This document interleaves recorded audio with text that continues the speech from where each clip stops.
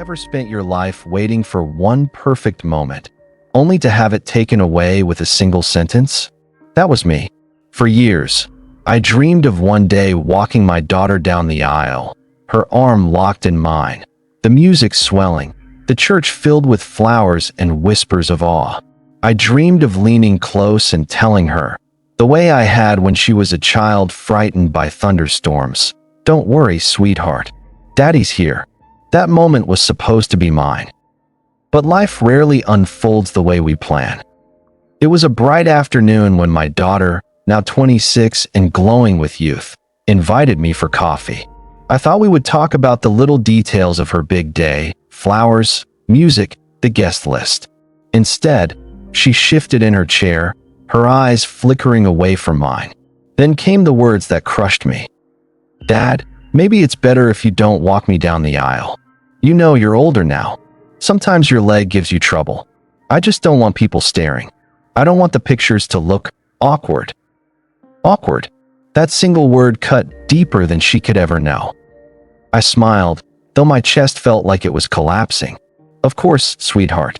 Whatever makes your day perfect," I managed to say. She exhaled, relieved, as if a burden had been lifted. To her, it was just a small adjustment in the plan.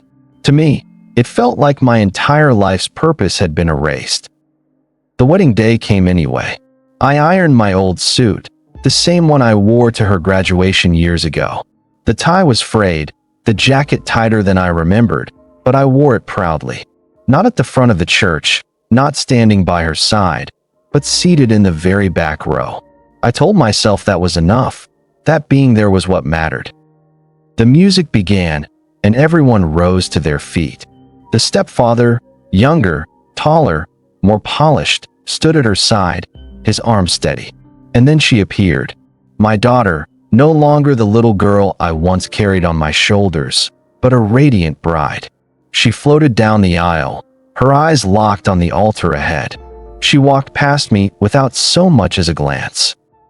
I clapped when the others clapped. I smiled when the others smiled. But inside, I felt invisible. And yet, in the quiet of my heart, a voice whispered, "Love doesn't need a spotlight. Love can sit silently in the back row, unnoticed, and it is still love." But then, something I could never have predicted happened. The vows were said, the rings exchanged, and as the applause rang out, the master of ceremonies cleared his throat. "Ladies and gentlemen," he said, his voice echoing through the church, "there is someone here today who has loved the bride from her very first steps to this very moment. Would the bride's father please stand?" My heart froze. Every head turned. My chair creaked as I pushed myself up, trembling. For a moment, I wondered if my legs, so often the reason for my shame, would even carry me. And then I saw her. My daughter's eyes widened, tears spilling down her cheeks. She gasped, broke free from her husband's side, and ran past the flowers, past the crowd, straight into my arms. The room erupted with applause. Cameras flashed, and there, holding her close, I realized something. I wasn't too old. The applause of the wedding still rang in my ears long after the guests had left, long after the music faded. People had clapped, cried, even cheered when my daughter ran into my arms. But later that night, as I sat alone behind the wheel of my car, the silence was deafening. I drove home with the tie loosened around my neck, the steering wheel trembling under my hands. The headlights cut through the dark road, but all I could see was her face, the way she had looked at me when she first said those words. "Maybe it's better if you don't walk me down the aisle." My house was quiet when I walked in. No laughter, no flowers, no music, just the ticking of a clock in the corner. I loosened my shoes, sat on the couch, and for the first time that day, I let my smile collapse. My chest felt heavy, as though the weight of every year had suddenly settled on me. I reached for an old photo album on the shelf, its leather cracked from years of being opened, closed, opened again. The pages smelled faintly of dust and memories. I flipped to the first picture. My daughter, 2 years old, wobbling on unsteady legs in the backyard. My hand hovered just out of the frame, ready to catch her if she fell. Her hair was wild, her smile missing baby teeth, but her eyes, they were filled with trust. I turned another page. Her 5th birthday, balloons tied to the back of a chair, a cake I had baked myself, lopsided and leaning. She didn't care. She clapped her hands, squealing with joy. "Daddy made it," she told her little friends, as though that was better than any store-bought cake in the world. Then the photographs changed. School pictures, soccer games, graduation. Her smile grew more polished, more practiced. My hair turned grayer in each frame, my shoulders heavier. Still, every image carried a secret no camera could capture. The nights I stayed awake with worry, the mornings I woke early to work extra shifts, the afternoons I sacrificed so she could chase her dreams. And now, she thought I was too old, too clumsy, too much of a blemish on the perfect picture she wanted for her wedding day. I leaned back on the couch, albums spread across my lap, and closed my eyes. My chest ached, but not with anger, not even with regret. It was something quieter, heavier, like the dull throb of a bruise that refuses to fade. I whispered into the empty room, almost like a prayer. "Do you remember, sweetheart? Do you remember who taught you to ride your bike? Who held the back of the seat until you could balance?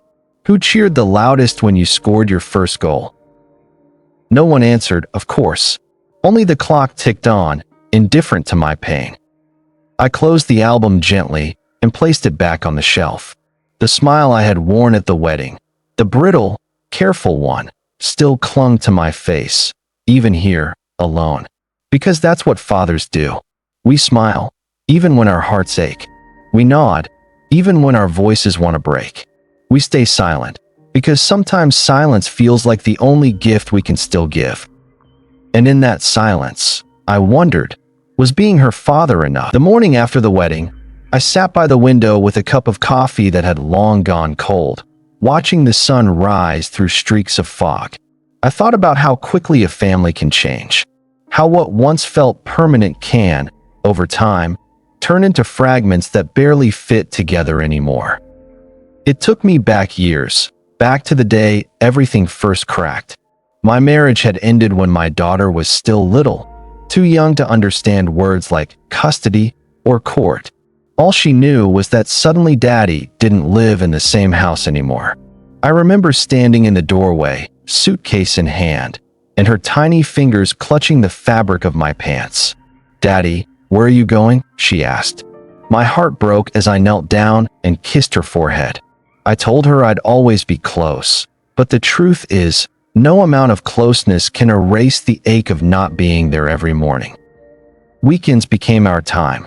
Every other Friday, I'd pick her up, her little backpack bouncing on her shoulders, her smile like sunshine in a storm. We'd go for ice cream, visit the park, watch movies curled up on the couch. I tried to squeeze a whole childhood into 48 hours. But the weekdays belonged to her mother, and soon, to someone new. The first time I met him, the man who would later become her stepfather, he shook my hand firmly, his smile polite but certain. He had the kind of confidence that comes from not knowing loss, not carrying regret. I could see why my ex-wife was drawn to him. He was stable, secure, a fresh chapter. But for me, every time I saw him sitting at my daughter's recitals, or heard her call him by his first name, I felt a shadow pass over me. Over the years, the shadow grew longer. School events I once attended alone now had another presence. Parent-teacher meetings became a trio instead of a duo. I found myself standing at the edges, waving from the crowd while he stood closer, more naturally in the picture. And though my daughter always ran to hug me, I sensed it, an invisible shift. She was building a life that I was no longer the center of. At night, after dropping her off, I'd return to an empty home. The silence would wrap around me like a blanket I never asked for. I'd sit at the kitchen table, staring at the chair where she used to do her homework, remembering the way she'd scrunch her nose when she solved a tough math problem. I held on to those details because they reminded me I still had a place in her world. But deep down, I knew that places can be replaced. And little by little, I began to fear that the first time I saw him sitting in my old chair, it felt like the room had shifted without warning. It wasn't just that another man was there. It was the way he seemed to belong, as though the years I had spent at that table had been quietly erased. Her stepfather was everything I wasn't anymore. Broad shoulders, a steady stride, a voice that filled a room with ease. He worked in finance, always pressed shirts and polished shoes. When he laughed, people leaned in. When he spoke, they nodded. He carried the confidence of someone who had never known the hollow ache of being replaced. At family dinners, he cut the roast, poured the wine, told stories that made everyone chuckle. I watched from across the table, my fork quiet against the plate, my smile as rehearsed as a stage performance. My daughter looked at him with admiration, an admiration I remembered once being mine. I don't blame him, not really. He wasn't cruel or dismissive. If anything, he was polite, almost careful around me, like he knew my position in the room was fragile. But kindness doesn't soften the sting of being replaced. When my daughter leaned her head on his shoulder or laughed a little too brightly at his jokes, the message was clear. He was the man of this house now. And slowly, I became a guest in my own daughter's life. I remember one evening in particular. The table glowed with candlelight, glasses clinked, and she introduced him to a friend as Dad. My chest tightened, but I kept eating, kept smiling. No one corrected her. No one glanced my way. For the first time, I understood what it meant to be invisible in a room where you had once been the center. Driving home afterward, the streetlights blurred through the windshield.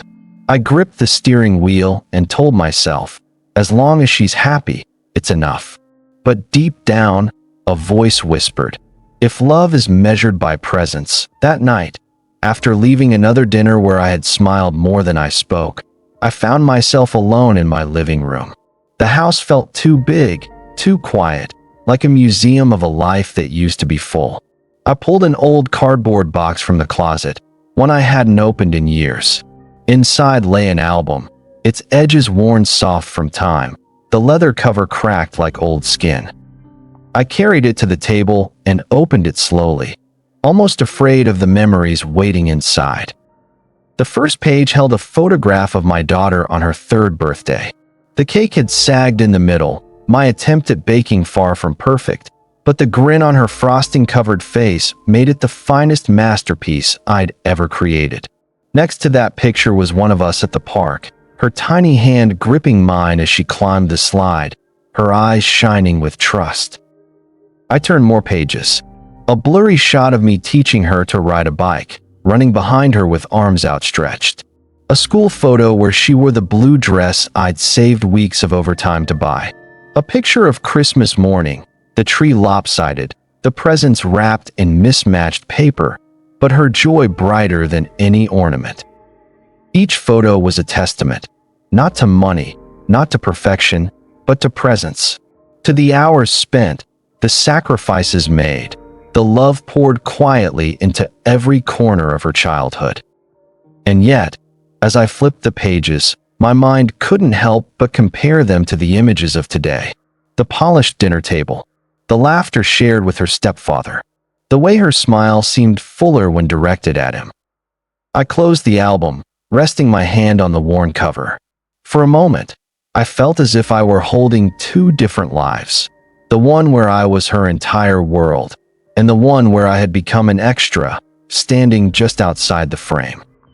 The silence of the house pressed in, but I forced a smile, the same one I wore at her wedding, at the dinners, at every moment I wanted to cry instead. A father's smile, brittle yet enduring, because sometimes it's the only shield left. And as the clock ticked on, I whispered into the empty. The next weekend, I picked her up like always. She came down the steps with her phone in hand, thumbs moving quickly, eyes barely lifting to meet mine. I smiled, opened the car door for her, and asked about school.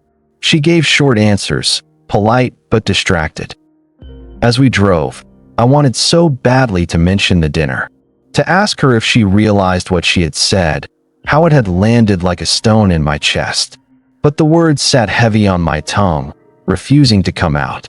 Instead, I asked about her classes, her friends, the new book she was reading.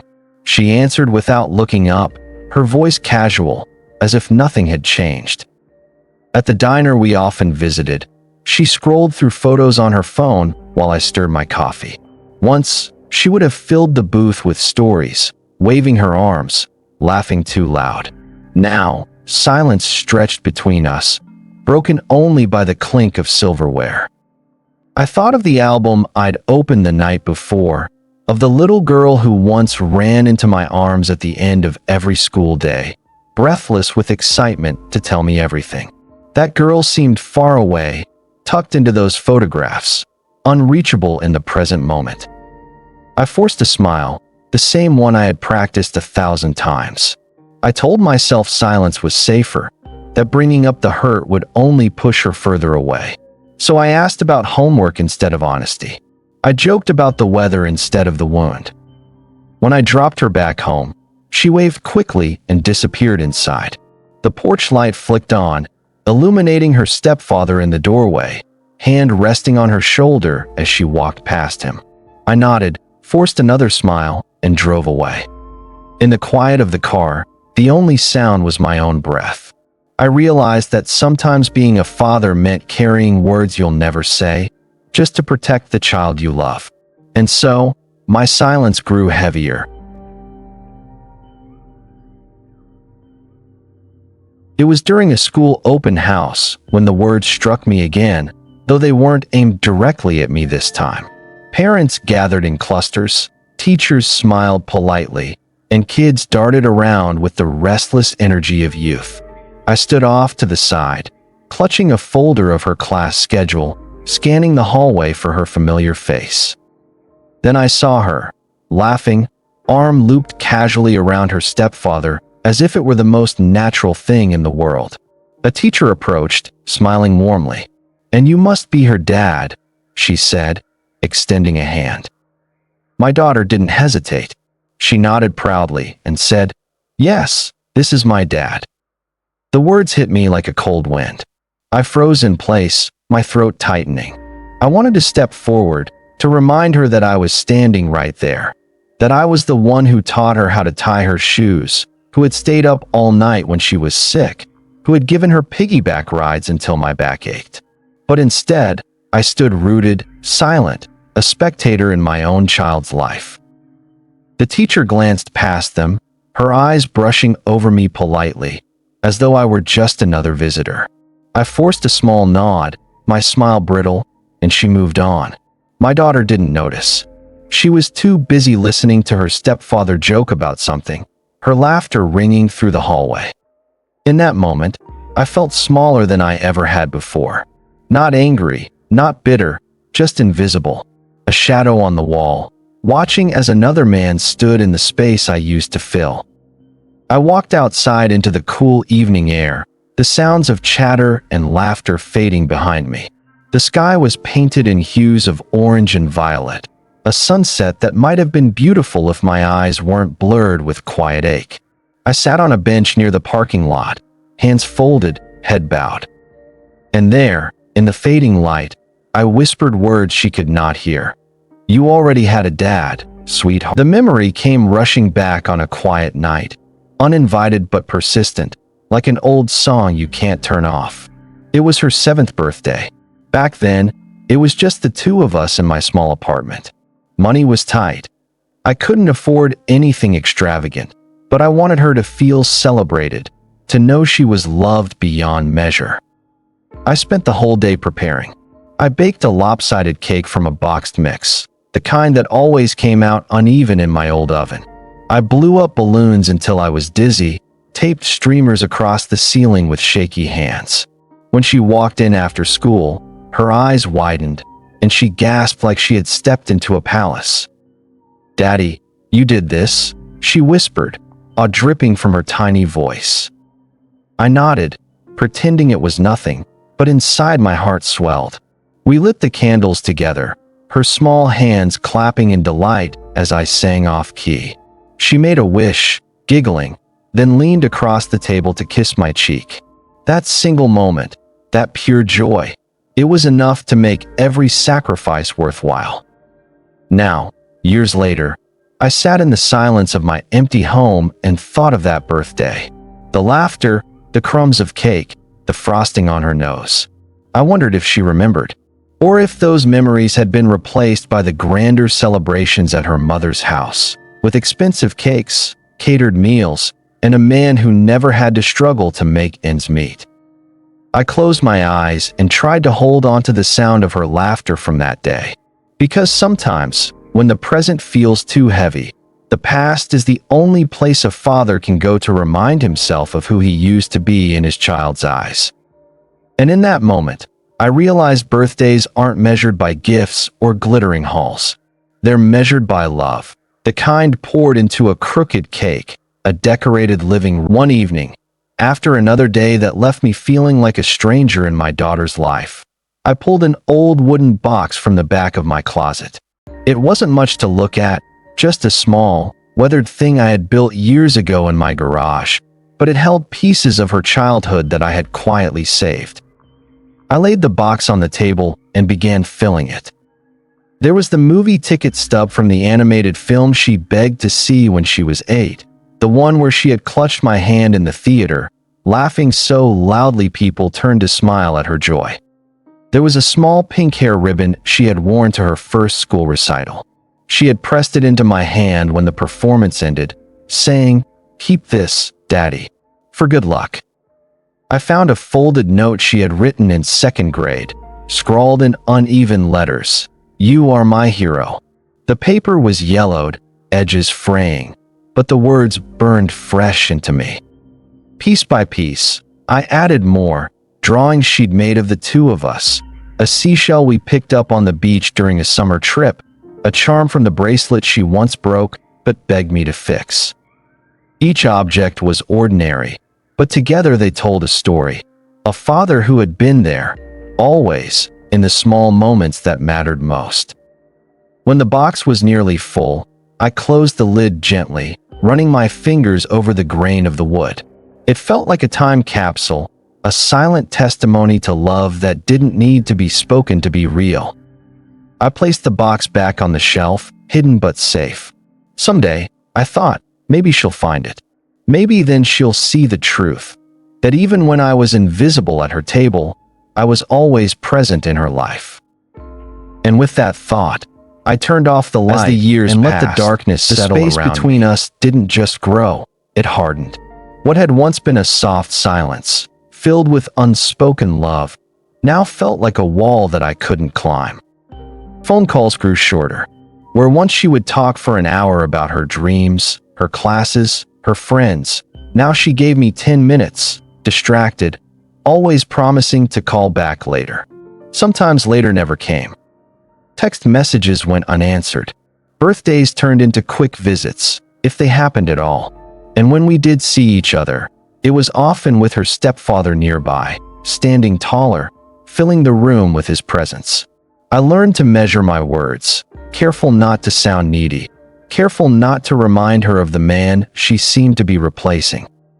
At a family gathering, she once introduced him as her dad in front of relatives. No one corrected her, not even me. I forced a smile, as I always did, though inside something cracked a little deeper. I knew she didn't mean to wound me, at least not consciously. Children adapt to what's in front of them. But that didn't ease the sting of being slowly written out of the story I helped begin. I spent more time at home with the box of memories, opening it, closing it, reminding myself that those moments were real, even if now they felt like relics of another lifetime. And each time I saw her smile at him the way she once smiled at me, I whispered in silence. Don't forget, some nights, when the house grew too quiet, I would find myself reliving that dinner over and over again, like a broken record that refused to stop. I could see the table clearly, the roasted chicken steaming in the center, the glow of the candles flickering against the glassware, The way laughter floated across the room like music I wasn't allowed to dance to. I could see her smile, bright and effortless, shining at the man beside her. And then I could hear her words once more. "I'm glad you're my real dad." Each time I replayed it, I imagined different endings. In one version, I found the courage to speak, to say, "No, sweetheart. I was the one who carried you through storms, who held your hand on the first day of school, who stayed awake when you were sick. I am your father." In another, I stood up and left the table, my absence louder than my silence. But in reality, I had done none of those things. I had simply smiled, nodded, and let the moment pass like a thief in the night, stealing something I couldn't take back. The replay haunted me not because of what she said, but because of what I didn't. Because in that silence, I felt like I had surrendered my place in her story. And yet, some small part of me still clung to hope that one day she would remember who I was, even if I had failed to remind her. So, I sat with that memory night after night, letting it cut and comfort me in equal measure, a reminder of the love that made me stay. In the weeks that followed, I wrestled with myself in silence. Every time I saw her, every time I sat across from her at a cafe or drove her home after a visit, the words I wanted to say swelled inside me. They pressed against my chest like a weight. Tell her. Tell her you're still her father. Tell her what you've given up. Tell her that silence doesn't mean absence. But then I'd look at her face, bright, carefree, wrapped in the comfort of the life she had grown into, and I swallowed those words whole. I could not bring myself to drag her into the storm of my feelings. She was too young still, too caught between two worlds she didn't choose. I realized one truth. Being a father isn't always about speaking. Sometimes, it's about holding your tongue so your child doesn't have to carry the burden of your pain. Sometimes, it's about stepping back so they can step forward without guilt. So I made a choice. I chose silence. Not because I was weak, not because I didn't care, but because my love for her meant putting her peace above my pride. I chose to let her call another man dad if it gave her stability, if it helped her feel whole in a world already complicated by divorce. Yet, deep down, I kept my own quiet vow that no matter how invisible I became in her eyes, I would remain visible in her life. I would show up in the shadows, in the small ways, in the silent presence of a father who refuses to let go. And so, each time we met, I smiled. I asked about her day. I told jokes. I let the silence do the heavy lifting of my heart.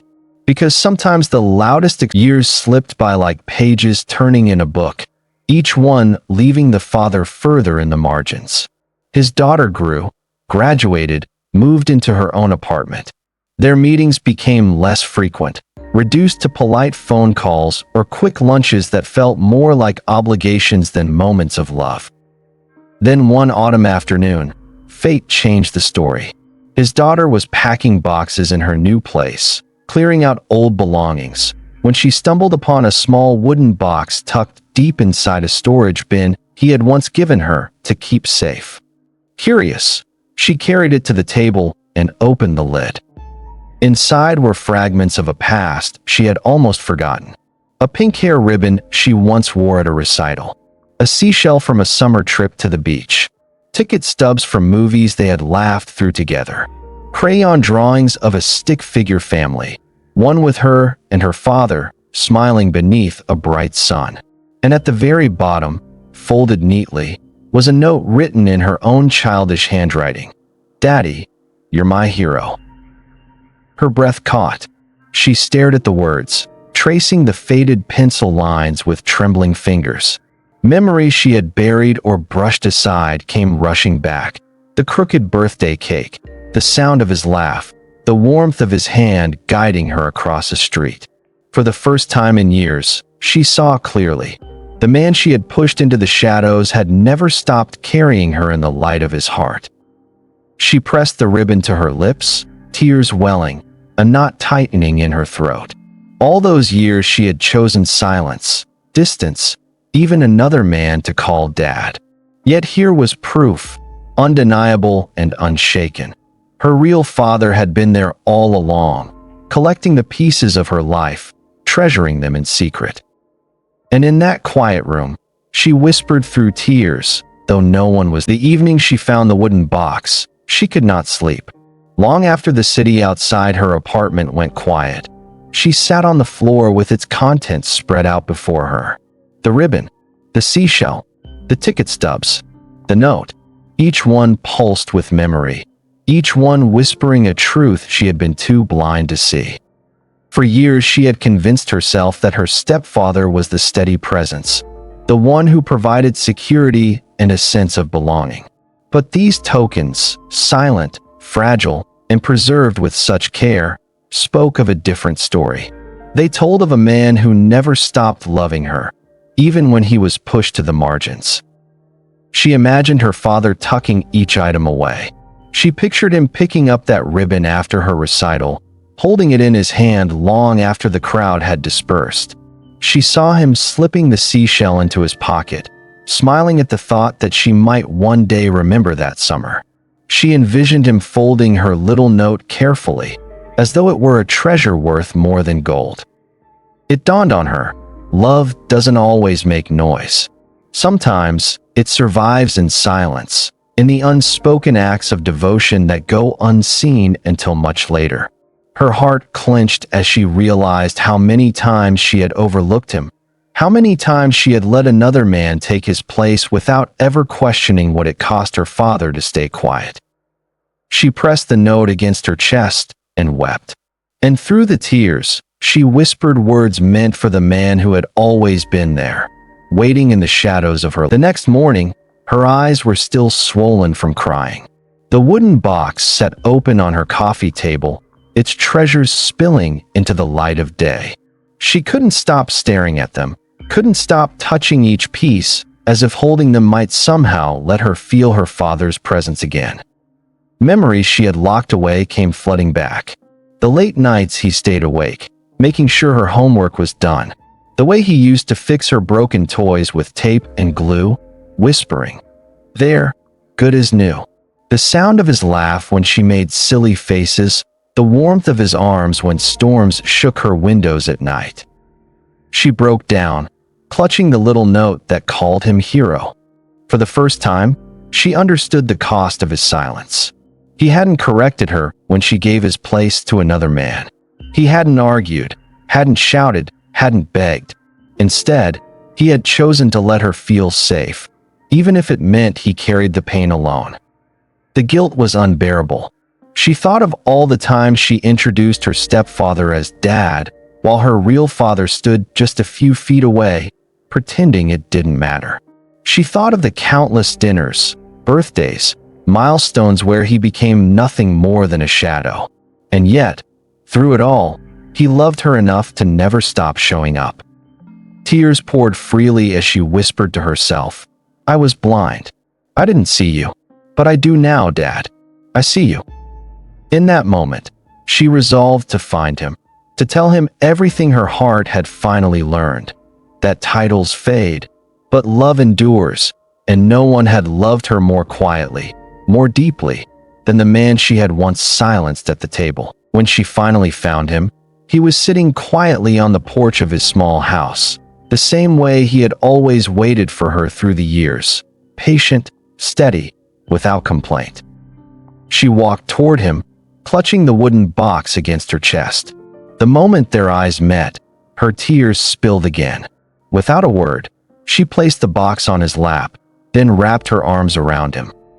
For a long while, neither of them spoke. They didn't need to. The silence, once painful, was now full of truth. It carried everything she had finally understood, and everything he had waited a lifetime for her to see.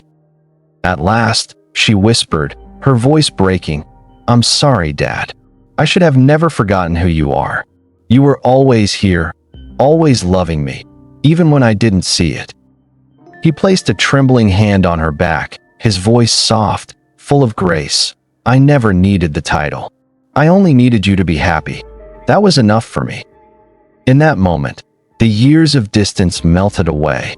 Father and daughter sat side by side, the weight of the past turning into the warmth of reconciliation. The wooden box remained between them, no longer just a collection of objects, but a bridge, a legacy of love that had endured through silence, sacrifice, and time. And as the sun set, casting its golden light over them, one truth lingered in the air. A father's love doesn't demand recognition. It is not measured in words or titles, but in the quiet strength of being there, always. Thank you for staying with this story until the very end. If it touched your heart, please consider subscribing to the Storytelling Dad for more stories of fathers, family, and the quiet power of love. Wishing you health, peace, and happiness with your loved ones. Family is the truest treasure of all.